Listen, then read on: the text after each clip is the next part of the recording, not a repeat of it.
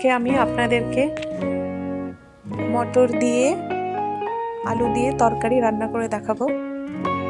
মটর আলুর তরকারি, সেটার জন্য দেখুন আগে মটরশুঁটিগুলো আমি সব এখানে বেছে নিয়েছি, আলু সিদ্ধ করে নিয়েছি, কড়াইয়ে অল্প তেল দিয়ে দিয়েছি, মটরশুঁটিগুলোকে ভেজে নেব। অল্প লবণ আর হলুদ দিয়ে মটরশুঁটিগুলোকে ভেজে নিলাম। দেখুন ভেজে আমি এগুলোকে ভালো করে ভেজে নেব।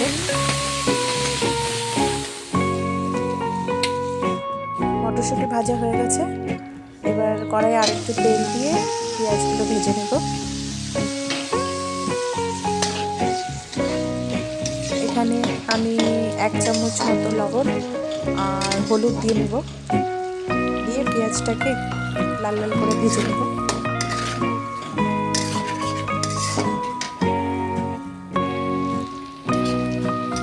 পেঁয়াজ ভাজা দেখুন আমার হয়ে গেছে। এবার এতে আমি সিদ্ধ করে রাখা আলুগুলো ঢেলে দেব।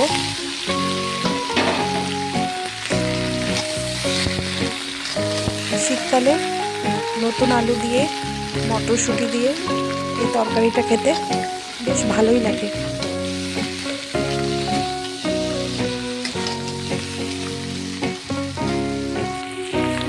এবার আমি আরেকটু লবণ দিয়ে দেব।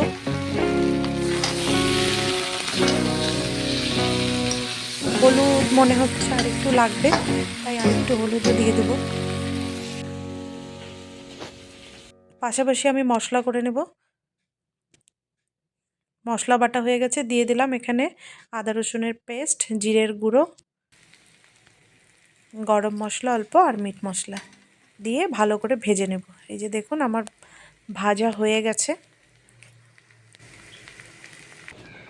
এবার এতে আমি গরম জল ঢেলে দেব। কিছুক্ষণ পর যখন ঝোলটা ফুটতে শুরু করবে, তারপর ধনিয়া পাতা দিয়ে দেবো এখানে আমি।